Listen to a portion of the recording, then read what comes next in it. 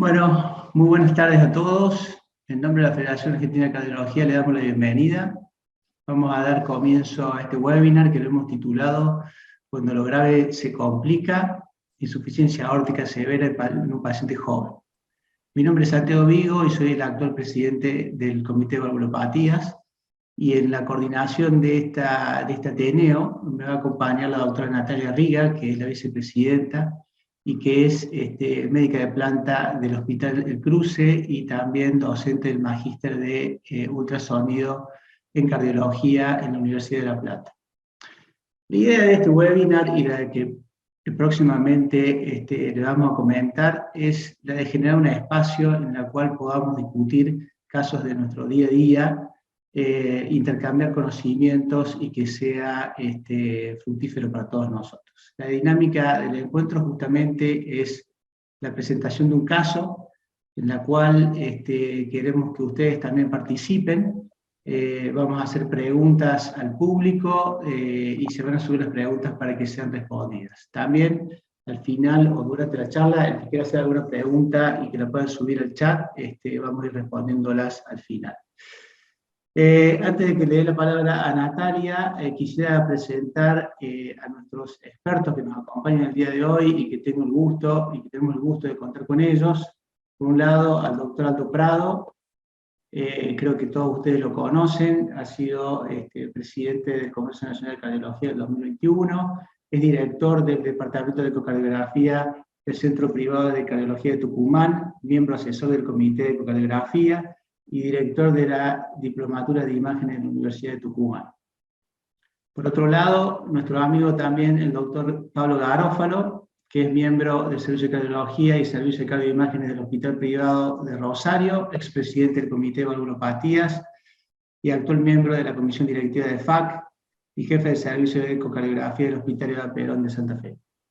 Así que, Nati, te dejo a vos para que presentes a nuestros expositores y para que le demos comienzo a la presentación del caso. Buenísimo, ¿qué tal? Buenas tardes, gracias a todos, gracias por estar, gracias a la Federación Argentina de Cardiología por darnos este espacio. Bueno, yo voy a presentar a los disertantes. Los disertantes son médicos del Hospital El Cruce de Florencio Varela, la doctora Patricia Echeverri, es cardióloga, especialista en recuperación cardiovascular y staff del Instituto de Cardiología de La Plata, donde se desarrolla con médica clínica, cardióloga, y el doctor Marcelo Naim, que es cirujano cardiovascular, jefe de servicio de cirugía cardiovascular del Hospital El Cruce y director del programa de trombotracectomía del mismo centro. Así que bueno, chicos, les dejo la palabra. Muchas gracias. Bueno, buenas tardes, muchas gracias por la presentación, Natalia y Santiago. Bueno, vamos a dar comienzo a la presentación del caso clínico. ¿Se ve bien ahí? Perfecto. Perfecto, bueno. En este caso vamos a presentar un paciente, es una paciente de sexo... Dale, ¿sí? perdón, full screen me parece, Pato. A ver. Sí, ¿sabes qué? Algo pasa... Ahí está. Perfecto, ahí está, ¿no? Bárbaro. Bueno, esta es una paciente que nos llega derivada al hospital... A ver, porque no me permite cambiar... Ahí está. Paciente femenina de 29 años, derivada del hospital de Tierra del Fuego por shock cardiogénico con disfunción multiorgánica. Esta paciente consultó en su lugar de origen por dolor torácico urente de intensidad de 10/10 con irradiación a cuello asociada a disnea y de inicio súbito. Aparentemente era una paciente femenina sin ningún antecedente de relevancia, salvo algún control cardiológico, con escaso seguimiento, y que motiva la consulta este cuadro clínico. Ella tiene como antecedentes personales disminución de la agudeza visual de su ojo izquierdo y antecedentes de desprendimiento de retina del ojo derecho. No tiene antecedentes heredofamiliares, no presenta antecedentes de hábitos tóxicos, ni tampoco de alergias medicamentosas. A la inspección, la paciente cuando ingresa es derivada desde el Hospital de Tierra del Fuego a través de un vuelo sanitario, ingresa en asistencia respiratoria mecánica, y a la inspección tenemos una paciente de un hábito marfanoide, medía aproximadamente 1,80 m, 81 kilos, en regular estado general, en asistencia respiratoria mecánica, y con requerimientos de inotrópicos y vasopresores. Acá voy a hacer una salvedad. Esta paciente estuvo internada en el Hospital de Tierra del Fuego desde el 5 de abril al día 22 de abril, que puede ser derivada porque logra cierta estabilidad hemodinámica, y se puede hacer el vuelo sanitario y ser derivada al Hospital El Cruce. Por lo tanto, ya llevaba 17 días internada en otro nosocomio. En el aparato respiratorio tenía hipoventilación bivasal en ambos campos pulmonares. Al examen físico cardiovascular, la paciente tenía algunos datos que eran llamativos, con baile arterial del cuello, pulso Zeller, choque de punta desplazado hacia la izquierda y abajo por fuera de la línea media clavicular, R1 y R2 en 4 focos, y tenía un soplo holodiastólico regurgitante de mayor ocultación en foco aórtico de intensidad 3 en 6. Los signos vitales: ella estaba con asistencia de inotrópicos y vasopresores, tenía en miembro superior 120, de presión arterial en miembro superior, 40-0, y miembro inferior de 170-60-0. Una frecuencia cardíaca de 120 latidos por minuto, y diuresis conservada a expensas de infusión de furosemida. Cuando ingresa al hospital, bueno, hacemos los exámenes de rutina clásicos, dentro de los métodos complementarios, un laboratorio de ingreso, con un laboratorio que tenía un pH de 7,47, CO2 de 44, PO2 de 64, con una saturación de 93. Recordemos que esta paciente estaba en asistencia respiratoria mecánica. Bicarbonato de 31, un potasio de 3,1 y un lactato conservado. Bueno, ya se encontraba con una ligera hipoxia, todavía no estaba, una saturación muy justa, con una alcalosis metabólica y una hipopotasemia, que eso se fue corrigiendo. Como datos positivos en el resto del laboratorio, una discreta anemia y un deterioro progresivo de la función renal, con una urea de 74 miligramos por decilitro y una creatinina de 1,74, con un hepatograma normal.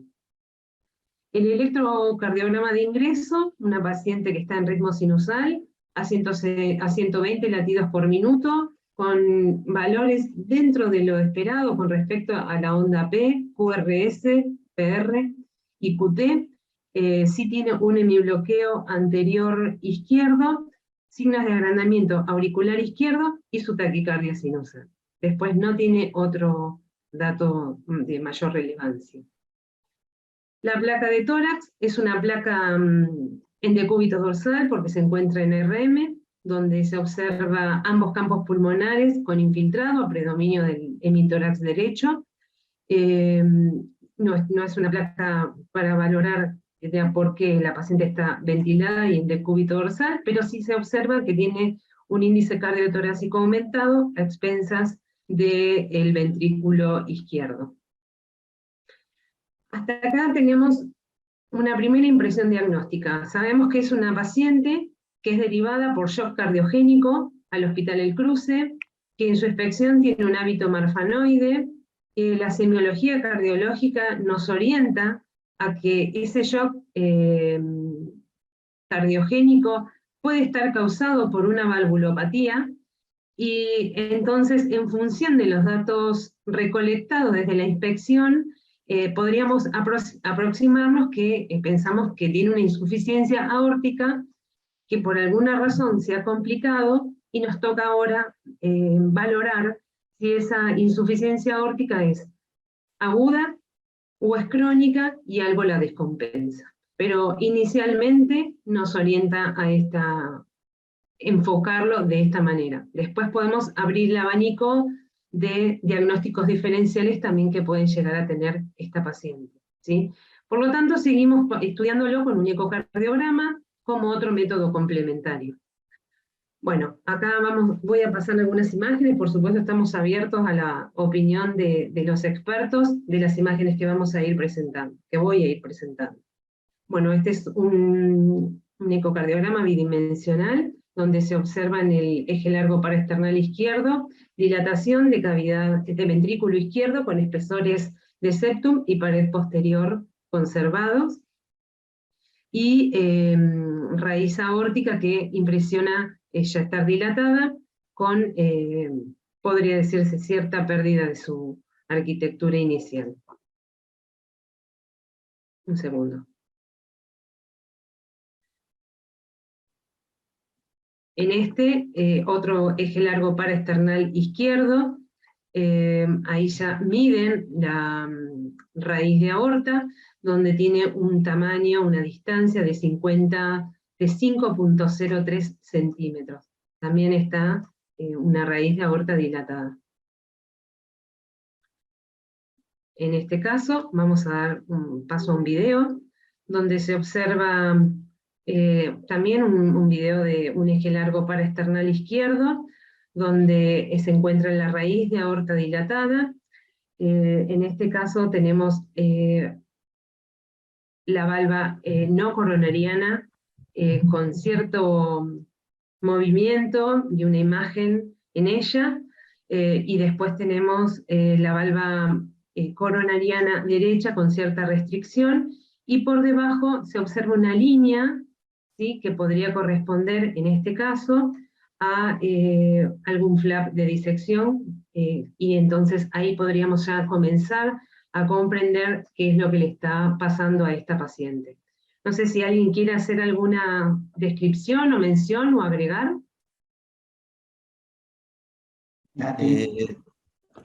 ¿Puedo hablar?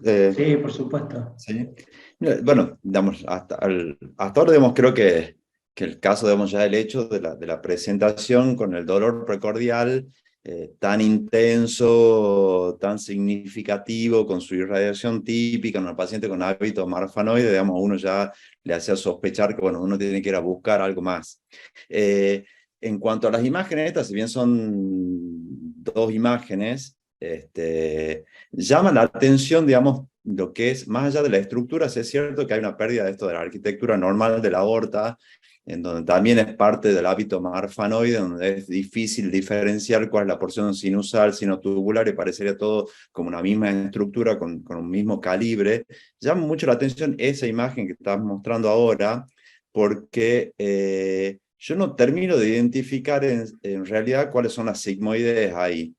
Es cierto que se ve una, que es la que está en la parte inferior, que tiene un movimiento como muy anárquico y que llama la atención, digamos, eso, porque no parecería ser una válvula que está estructuralmente normal. Podría ser también fruto de la disección, que haya perdido algo del tema de sostén, pero parece como una válvula que está mucho más anárquica.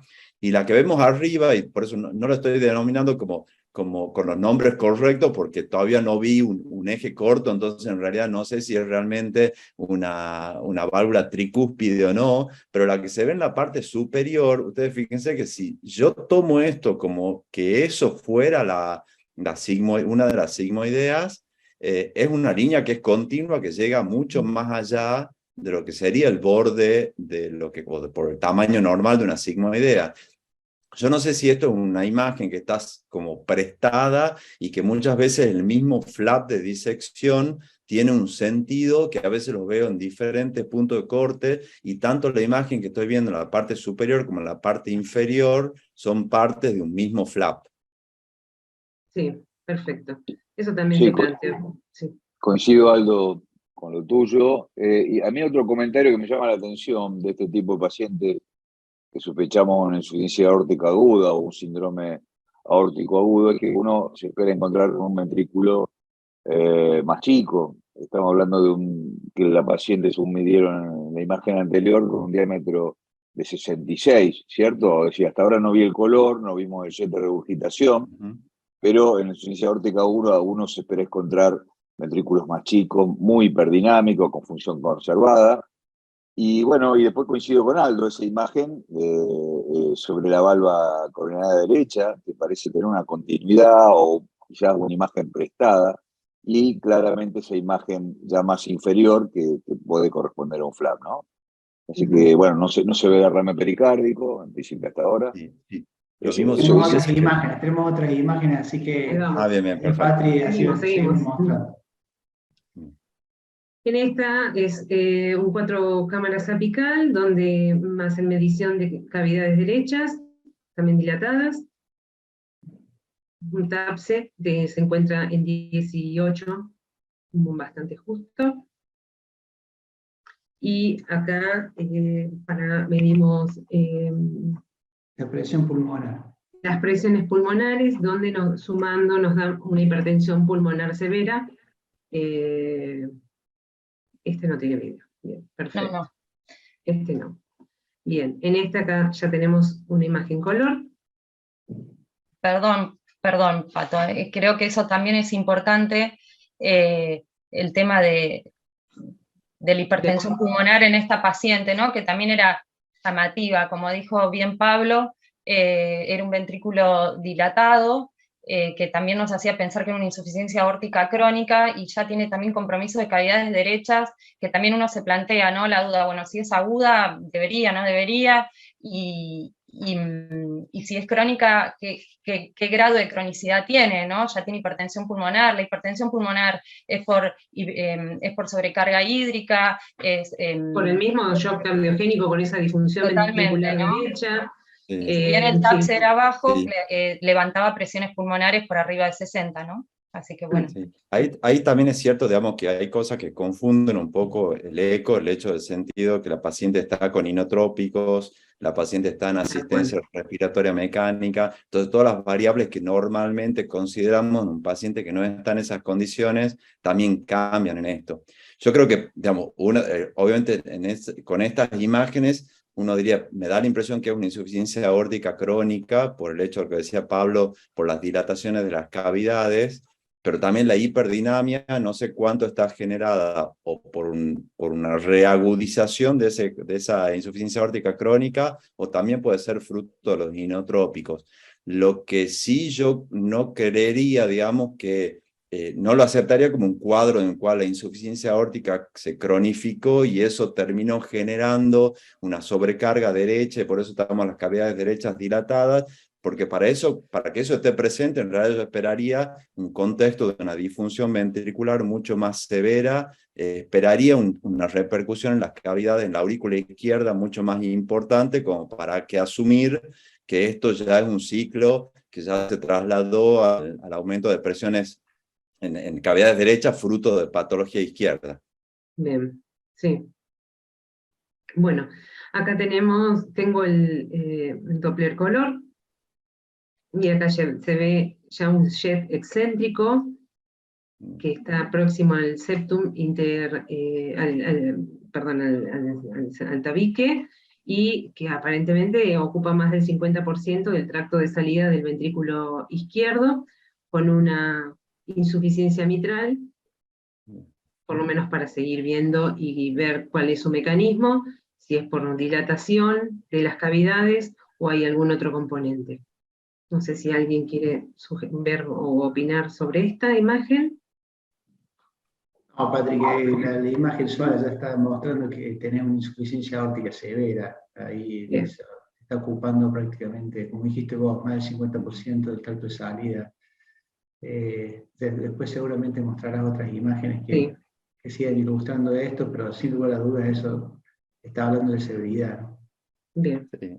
Yo creo que también cuando uno veía la imagen 2D y veía esa válvula aórtica, lo que hubiese llamado la atención es que el color no fuera así de significativo, digamos. Creo que el diagnóstico de insuficiencia aórtica severa creo que estaba ya previo al color, pero sin duda el color apoya, por supuesto, el diagnóstico. Bien. Acá se permite valorar un poco de mejor calidad la insuficiencia mitral, no es significativa, pero no es una insuficiencia mitral de mayor cuantía. un 5 cámaras apical, donde también volvemos a ver el jet de insuficiencia aórtica.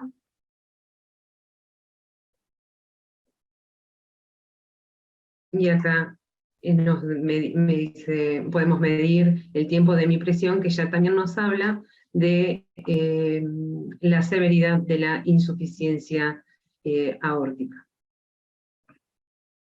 En este caso vemos en la aorta abdominal el flujo holosistórico reverso, y también ya es otro elemento más de insuficiencia aórtica severa. Y acá vamos con los ETE. Bueno, ¿alguien quiere describir alguno o hacer alguna observación? En este ETE es a 120 grados, donde se ve la raíz aórtica dilatada, con una valva coronariana derecha impresiona con cierto movimiento bastante restrictivo, y en contacto con la no coronariana se podría visualizar el flap de disección, ¿sí? Cuesta ver, creo que es acá donde se ve bien, la valva no coronariana. Como decía Aldo recién, hay una valva que cuesta ver. Cuesta verla, se confunde es la no coronariana, con el flap sí, de disección. se confunde con el flap de disección. Siempre parece ser mucho más, se visualiza más la coronariana derecha, es más restrictiva, poco se visualiza la otra. Creo que es una válvula anatómicamente defectuosa en contexto del síndrome de Marfan. No todas, ahora vamos a ver si es bi o trivalva, no todas las válvulas de Marfan sí o sí tienen que ser bicúspides, pero bueno, es anatómicamente defectuosa. Yo creo que la válvula coronariana derecha, ya sea por su base, que es defectuosa, tiene algo de tenting, algo de restricción a su movimiento, o por la misma pérdida de la arquitectura del anillo, quedó como tironeada, y la no coronariana podría ser a la coronariana izquierda, próximo al flap, está como prolapsante, ¿no? Es una válvula que prolapsa. Acá no se ve bien, pero creo que había otras imágenes que se podía llegar a ver cómo va y viene la válvula que está ahí en la parte superior. Ahí está. En esta, que es una imagen estática, acá se puede llegar a ver un poquito mejor. Acá, y esta que siempre se ve, y esto podría corresponder al flap, que está en contacto con la no coronariana. Acá se ve mucho mejor ya. ¿Sí? Sí, ahí se ve claramente la falta de cooptación ahí central de las valvas, y como una de ellas, que parece la derecha, está fija y la otra directamente prolapsa, ¿no? Es como un doble mecanismo que hay ahí. Muy restrictiva una y la otra muy prolapsante también, sí.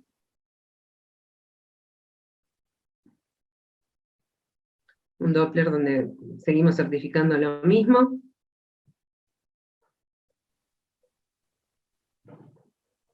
Lo mismo.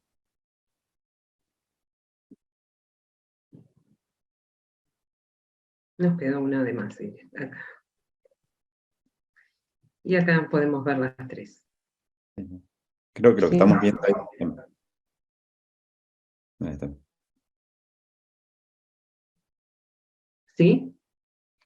No, está bien, creo, en la imagen anterior creo que lo que veíamos, lo que estamos viendo en realidad me parece una porción del flap, y estamos viendo un gran tiar ahí proximal. Próximo al flap, sí. Sí, porque se ve, digamos, el pasaje de flujo de una de las luces a la otra, entonces me parece que es una porción del flap, el tiar, y después se debe estar el flap por el otro lado. Sí, ahí se ve mejor. En la otra encima el video es cortito, pero esta se ve, sí.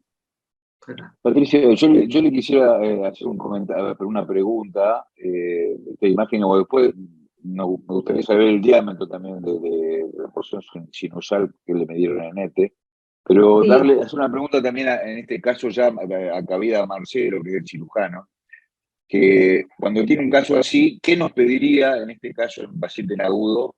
¿Qué le sirve más de las imágenes que estamos viendo en ETE? ¿Qué nos pediría? ¿Cómo les va? Buenas tardes. Básicamente lo que uno tiene que ver en el estudio es si el flap o el tier de disección está en la aorta ascendente. Eso nos va a determinar a nosotros la conducta quirúrgica inmediata y después, digamos, no hay ningún estudio que nos indique a nosotros exactamente lo que está ocurriendo y lo vamos a ver in situ con el corazón o con la aorta abierta y en la mano y ahí vamos a tomar todas las determinaciones.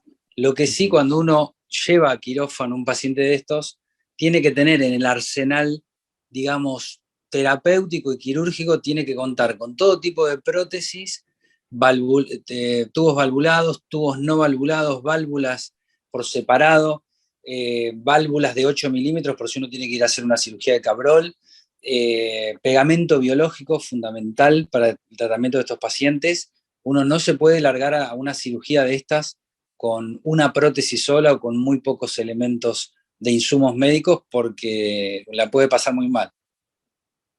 Bárbaro.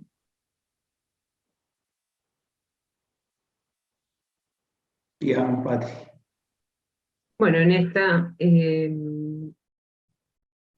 a nivel de la válvula aórtica, ya se ve que es trivalva, no es una válvula bicúspide, con apertura buena y cierre bueno, pero por lo menos podemos certificar que ya no es una insuficiencia aórtica con válvula bicúspide, ¿sí? Y ahí se observa, Pato, ¿no? lo que es un anillo grande. Es un anillo grande, sí. Sí, Tiene una falta de coaptación central, ¿no? sí, en la anterior se ve claramente eso. Y se ve el prolapso de la valva también. Y la válvula, sí, No, la no coronariana. Sí, la no coronariana prolapsada, sí se ve. Que se veía mejor en el otro, en la imagen anterior. Y acá lo mismo, nada más que por arriba ya podemos llegar a ver el flap de disección.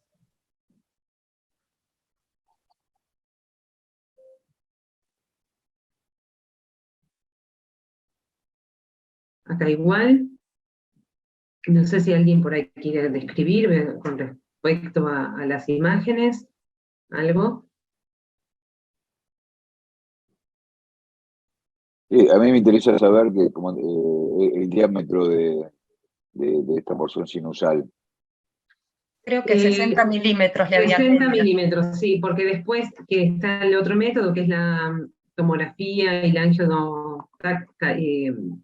cardíaca, se ve con mayor precisión, pero los informes con eco están hechos de 59 milímetros, casi 60 milímetros el diámetro de la raíz, sí, sí. O sea que estamos hablando de un Perdón, aneurisma, de sí. una aorta aneurismática, ¿cierto? Exacto, sí.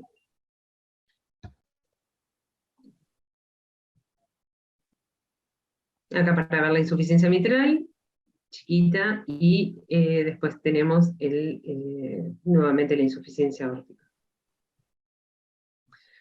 Continuando el protocolo de estudio, no sé, ¿alguna opinión más con respecto a lo anterior? Continuando el protocolo de estudio, solicitamos una angiotomografía de tórax para valorar la aorta.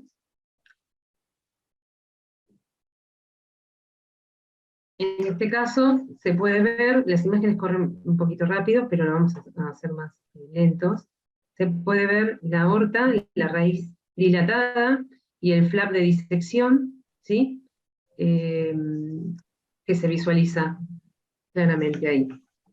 Cuando se hace la descripción, se ve como un flap en la porción, es un flap, lo describen como una disección focalizada incompleta de la raíz de aorta y el diámetro exacto es de 67 milímetros. ¿Sí? El resto de la aorta se encuentra normal. Y describen una imagen de Pato, ¿te puedo aclarar? Sí.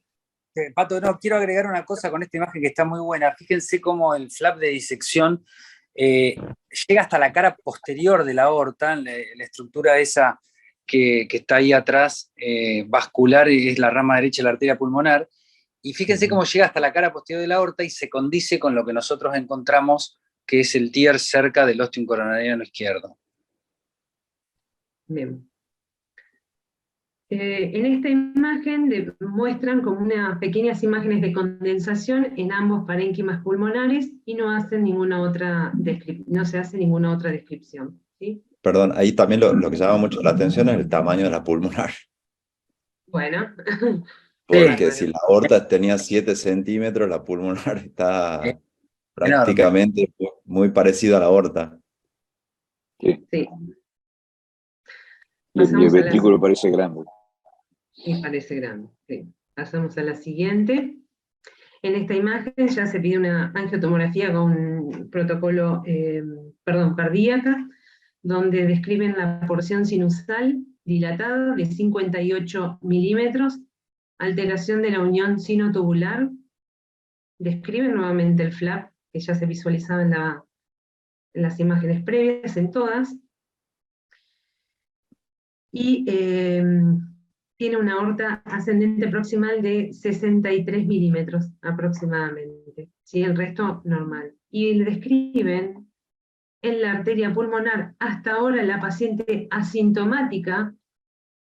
En esta instancia, eso es otra cosa que quiero aclarar, en esta instancia la paciente ya había sido extubada, estabilizada, y se había planificado fecha quirúrgica para el 3 de mayo. Cuando tratan de caracterizar mejor la aorta y piden estos dos estudios, encuentran estas imágenes. En este momento se hace el diagnóstico de un tromboembolismo pulmonar agudo.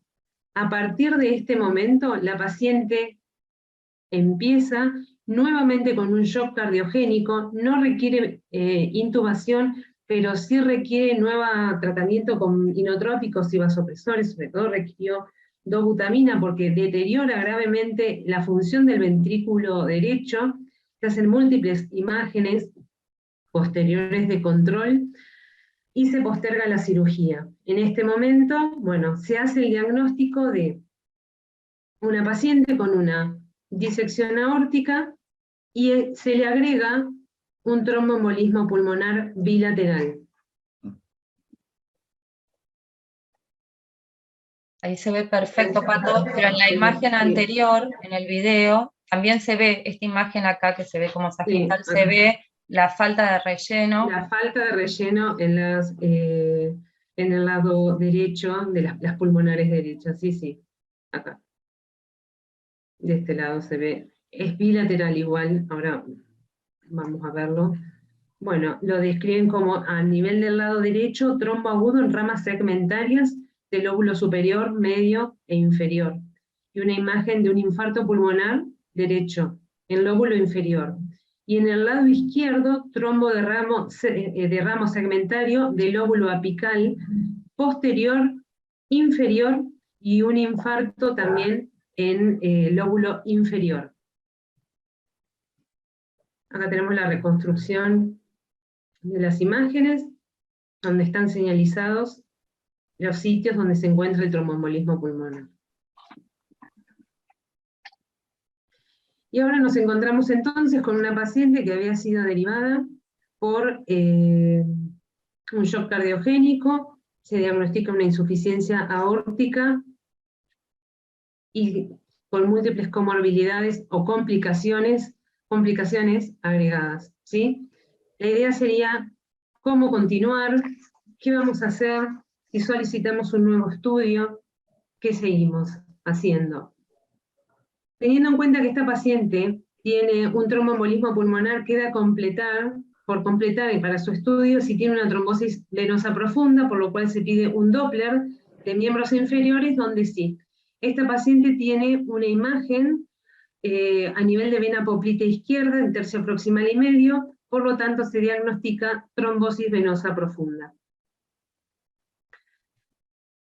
Y bueno, un poco vamos respondiendo a todo lo que está pasando y el cuadro clínico de la paciente. Y acá nos planteamos cuál sería la causa del shock cardiogénico en función de su evolución. Si realmente fue una insuficiencia aórtica aguda con dilatación de la raíz aórtica y qué elementos tiene para que esto sea así. o si realmente fue una insuficiencia aórtica crónica descompensada por la disección aórtica. Tendríamos que valorar qué elementos tiene, o si realmente fue una insuficiencia aórtica crónica con compromiso, complicada con la disección y un tromboembolismo pulmonar agudo. Ahora les pedimos a todos que les debe haber aparecido en la pantalla para la votación, para que participemos, a ver cuál es su opinión. Participé.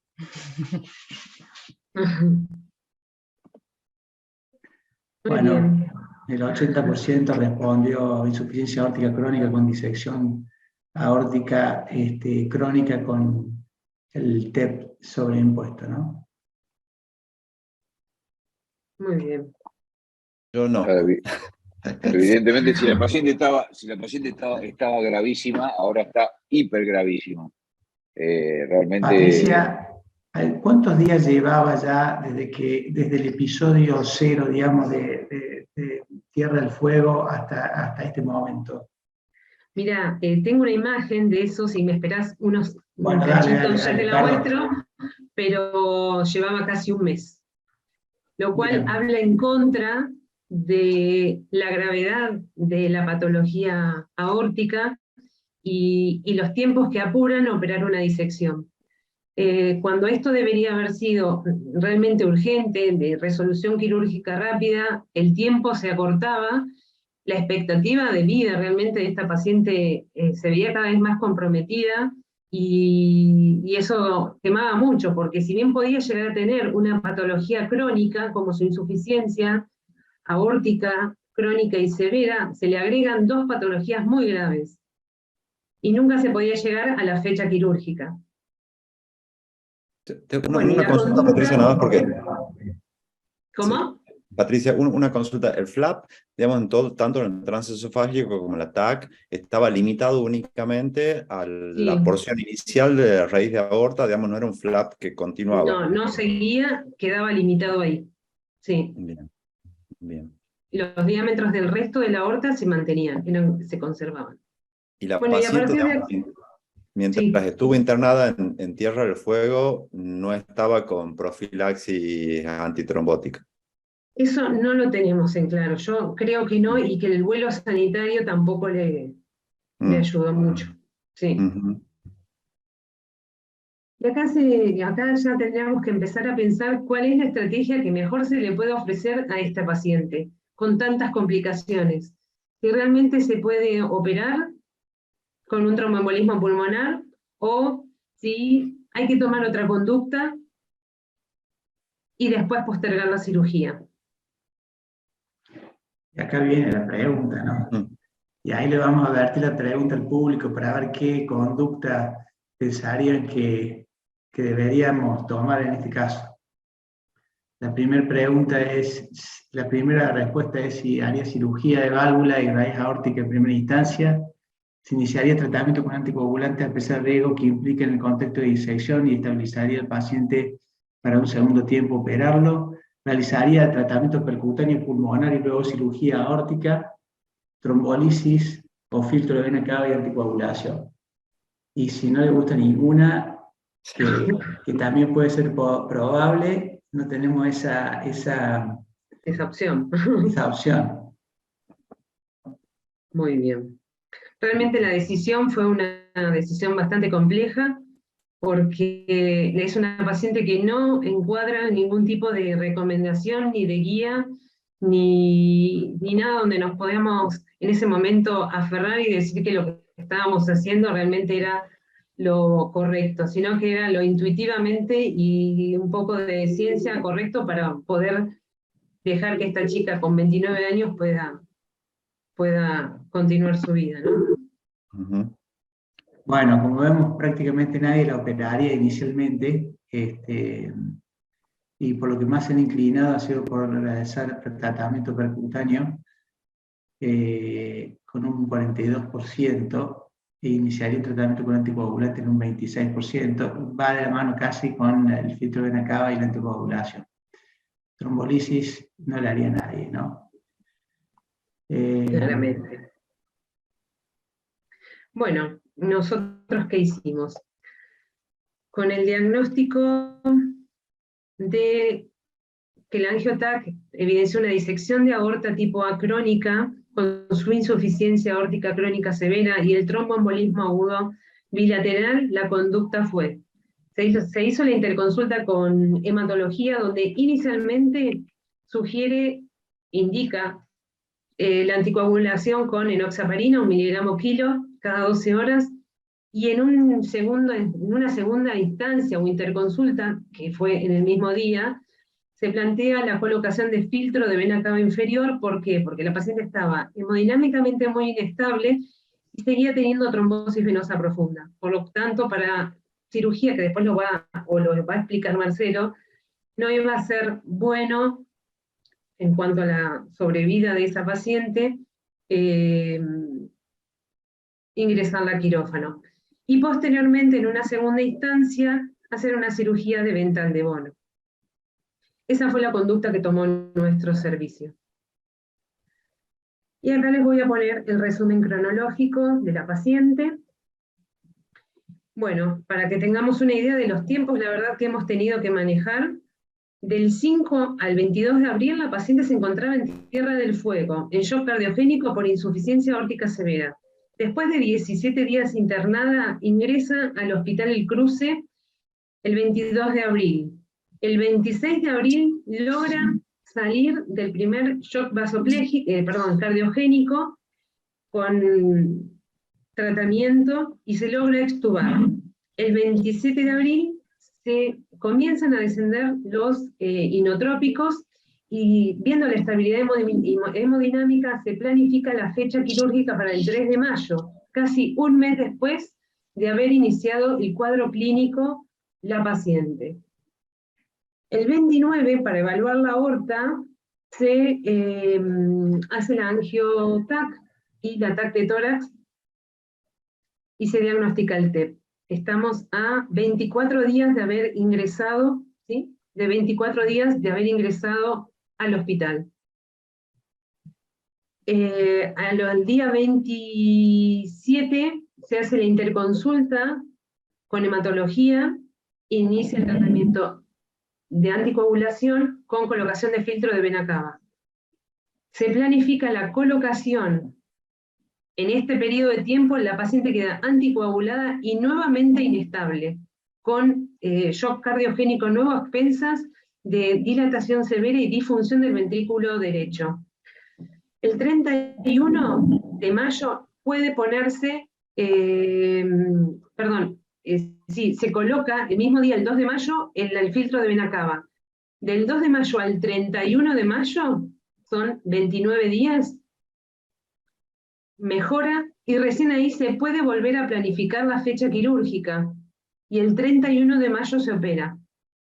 La paciente sale de la cirugía con un shock vasopléjico que logra revertirlo, costó muchísimo, pero logra salir de su cuadro, y el 9 del 6 se realiza extracción del filtro de vena cava, y el 14 de junio se va de alta.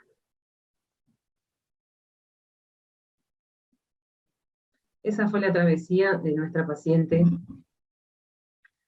de Tierra del Fuego. Conclusión, nuestra paciente es una paciente que ingresa con sospecha clínica, no tiene un diagnóstico genético de síndrome de Marfan, con insuficiencia aórtica severa crónica, con aneurisma de raíz de aorta, complicada con disección de aorta tipo A y tromboembolismo pulmonar agudo por trombosis venosa profunda del miembro inferior.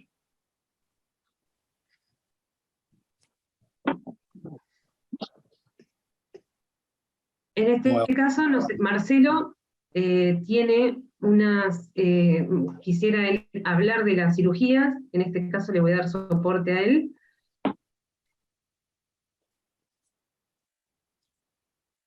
Marce, ahí te paso. Sí, acá estoy, querés ir poniendo el video que es bien gráfico. Bueno, paso el video, ahí está, sí. Ahí vamos. Ahí lo que se observa bien es la dilatación típica del síndrome de Marfan, que es la dilatación aórtica en badajo de campana. Fíjense que toda la aorta Paralo ahí, Pato. Fíjense que toda la aorta tubular, la aorta ascendente tubular, digamos, no está dilatada y sí la raíz aórtica. Déjalo correr, déjalo. ¿Lo dejo correr? Sí. Lo que se muestra en el video, ahí se ve bien que la dilatación es exclusivamente de la raíz. Toma muy poco de aorta ascendente. Y bueno, lo que mostré en este video un poco es la entrada en circulación extracorpórea, que ahí fíjense la vena cava inferior, o la línea de cava, cómo está vacía, y ahora cuando retiramos el clamp se observa la entrada en circulación extracorpórea y cómo el corazón se vacía. Ahora lo van a ver. Todavía no sabíamos con lo que nos íbamos a encontrar, ¿sí? Ahí entramos en circulación extracorpórea. La sangre cae por gravedad al reservorio del oxigenador. El corazón se vacía, como se puede observar muy claramente. Y bueno, cuando hicimos el clampeo y la apertura, lo que nos encontramos fue con una dilatación muy importante de la raíz aórtica, con un TIER a 5 milímetros del ostium coronario izquierdo, cosa que tuvimos que tomar la decisión de hacer esta cirugía de ventral de Bono porque se puede complicar bastante, digamos, el reimplante del ostium izquierdo en el tubo. Recordemos que la cirugía de ventral de Bono fue propuesta por dos cirujanos, Hugo Bental y Anthony de Bono, allá por el año 1968, y consiste básicamente en una triple cirugía cardíaca porque reemplaza la válvula aórtica por una válvula aórtica mecánica, la raíz aórtica, y se le suma el reimplante de los ostium coronario, que hay que coserlos a la prótesis. Además le sumamos a esta paciente un doble banding por encima de la anastomosis protésico-aórtica, siempre lo hago a esto, y siempre es aconsejable hacerlo, porque de esta, fíjense cómo, pese a que la aorta tubular era normal, nosotros le forramos en una especie de wrapping, se llama técnica de wrapping, le forramos toda la aorta ascendente por lo que pudiera pasar en años subsiguientes. Recordemos que el síndrome de Marfan, o los pacientes con síndrome de Marfan, tienen un promedio de vida más o menos de 32 años, esta mujer tenía 29 años, entonces uno tiene que tratar. Favaloro tenía una frase y él decía, el esternón no es un cierre, o sea, no se puede abrir y cerrar con la facilidad que se abre un cierre. Entonces, cuando uno ingresa a un esternón tiene que resolver todo, tiene que tratar de ser lo más radical posible. En este caso, tomamos esa decisión con el riesgo de hacer la reconstrucción del ostium izquierdo con BioGlue y con unos puntos de 6,0 extra a lo que es la anastomosis, porque estaba muy, muy cerca el TIER. Esta cirugía no es la que, digamos, el gold standard para los pacientes con síndrome de Marfan. Los pacientes con síndrome de Marfan, el gold standard, o lo que mejor podríamos ofrecerle, es la cirugía de reimplante. Es la cirugía que se llama de preservación de la válvula aórtica, porque la válvula aórtica falla, queda insuficiente por dilatación de la raíz o del anillo, y no porque tenga algún compromiso valvar, digamos, intrínseco de la válvula. Lo que pasa que la cirugía, hay dos tipos para hacer preservación valvular, está el reimplante y el remodeling. El remodeling es el de Jacobi, el reimplante es de Tyron David, y la cirugía de remodeling ya no se está haciendo mucho porque no estabiliza el anillo aórtico. El reimplante, recordemos, la cirugía de reimplante de David lo que hace es poner un tubo hasta abajo, hasta el anillo aórtico, se pasan unos puntos por debajo del anillo aórtico, y lo que hace es fijar el anillo aórtico. Ese anillo aórtico no dilata más porque como que se lo forra con una prótesis. El tema es que esta cirugía de reimplante no se puede hacer en anillos superiores a 25, ¿sí? Y en este caso, la prótesis que pusimos fue 27, o sea que era un anillo que rondaba entre los 27 y 28 milímetros. Cuando está muy dilatado el anillo, la cirugía de reimplante no sirve porque, digamos, los velos no coaptan. Así que en esta paciente fue la cirugía indicada para ella a medida, y como digamos, el TIER se agotaba, fíjense, cuando inicia el video, la aorta no está disecada, está rosadita, es una aorta normal, la aorta tubular. Esta paciente en lo que respecta a lo que es aorta ascendente y callado aórtico, está curada. No podemos aventurarnos que puede llegar a pasar con la aorta descendente, torácica o abdominal, porque es un Marfan, pero en lo que respecta a, digamos, a lo que es aorta ascendente, con el Vental más el doble banding, digamos, no, esta paciente no debería tener más problemas.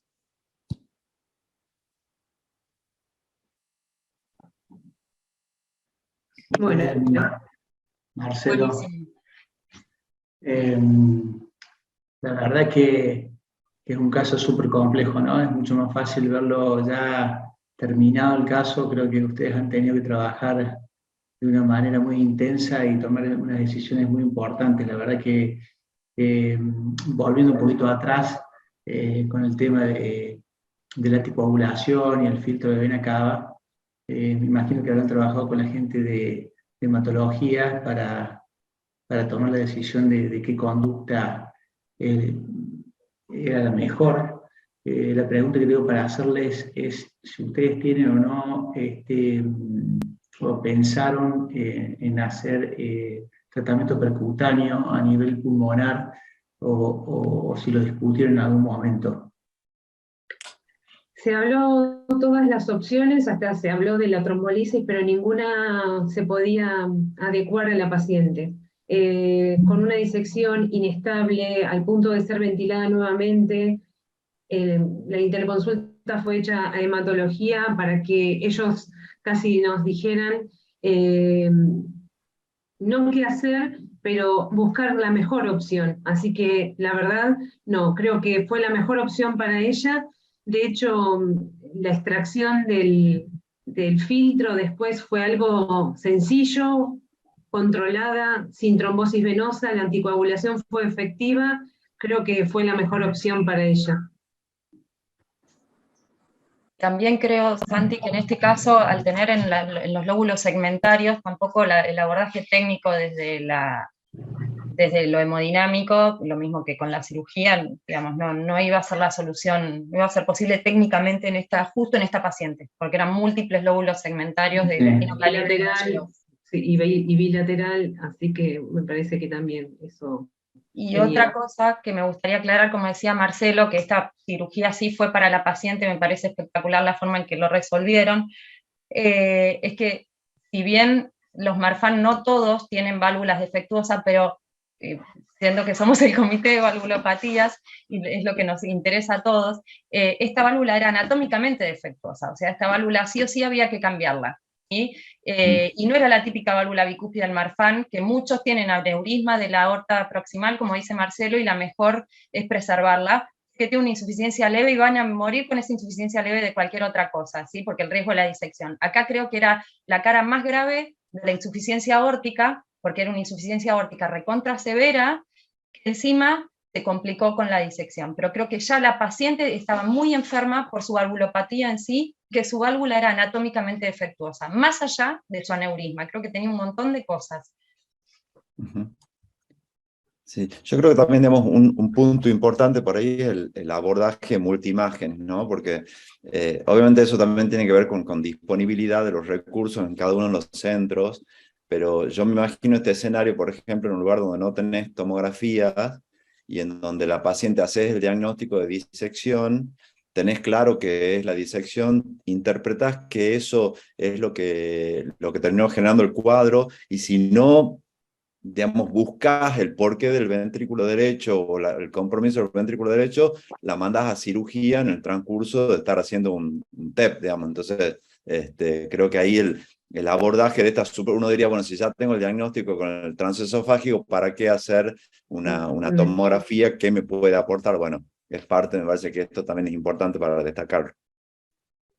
Bien. Sí, coincido con Aldo y con Natalia también, como primer punto, creo que la válvula, como dice Natalia, era una válvula enferma, aunque Marcelo la haya visto bien.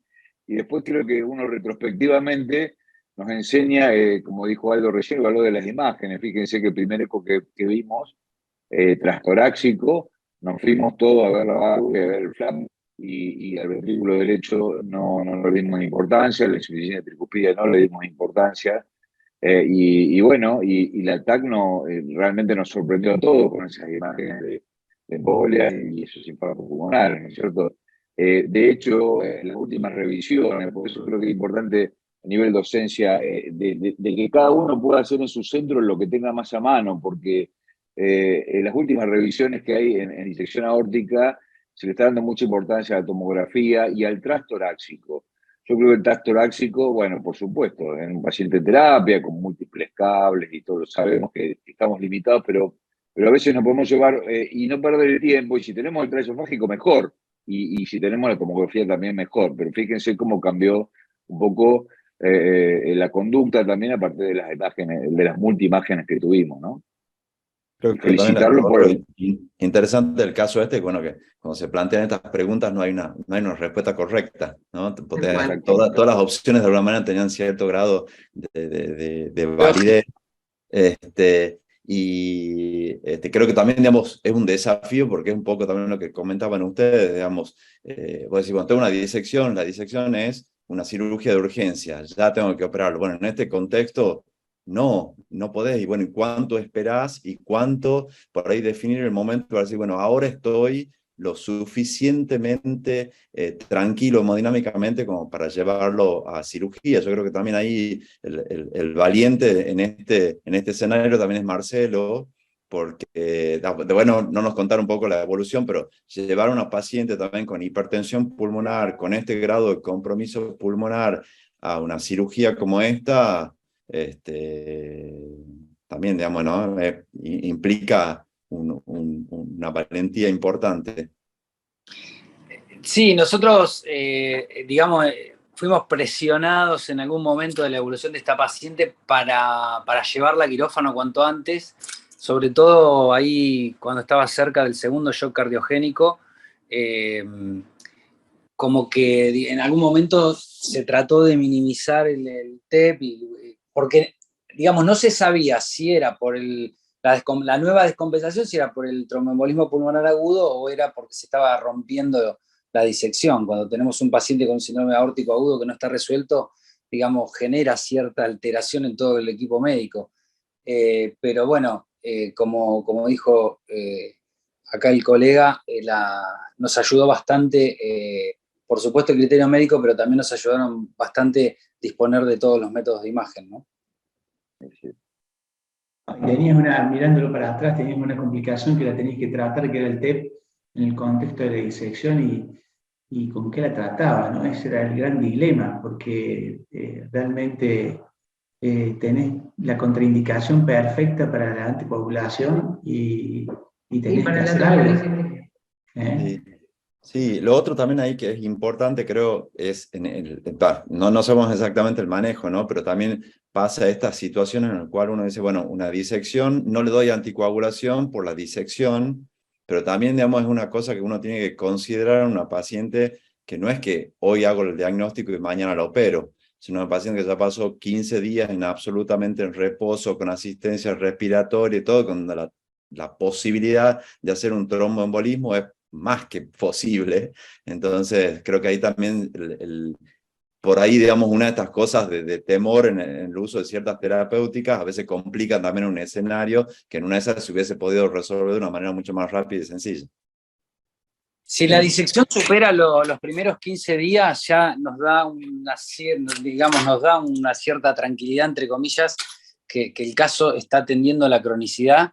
Y bueno, por ahí nos apoyamos también en eso para darle en ese momento más entidad, porque acá lo difícil es determinar qué es lo que le está pasando al paciente y cuál es la patología que está siendo predominante en ese momento. Entonces, en ese momento, ya con un síndrome aórtico evolucionado, porque ya tenía más de 15 días de disección, le dimos más entidad a tratar el TEP agudo. Y bueno, el camino que tomamos no fue bien, pero no hay nada escrito al respecto, ¿no? Sí, sí. Bueno, tal cual, creo que también desde el punto de vista de las imágenes, en el transesofágico, creo que también, digamos, cuando uno ve un flap, que es un flap muy delgadito, que no tiene tanta movilidad, que el resto de la pared aórtica parece bastante conservado, uno también es como que se relaja un poco, en el sentido, no es que lo operen cuando quieran, pero digamos, en este contexto le da a uno mucho más tranquilidad cuando son flaps muy, muy largos, que obviamente están comprometiendo más allá de únicamente de la porción proximal, que tiene mucha movilidad, que son muy gruesos, donde uno se ve el riesgo de ruptura de esta aorta es prácticamente inminente, sea lo que sea, tenemos que hacerlo ahora, ¿no? Bueno, en honor al tiempo, ya son las 8, así que quiero agradecer a todos, a nuestros expertos que nos han acompañado, Patricia, Marcelo, Natalia, y les agradezco la presencia a nuestro público. Y bueno, con esto cerramos. Gracias por el caso. La verdad que estuvo muy bueno. Y un saludo a todos. Felicitaciones a Patricia, Bueno, Marcelo. Felicitaciones. Gracias a todos. felicitaciones, felicitaciones. Gracias. Gracias por la invitación. Muchas Gracias por gracias. la invitación.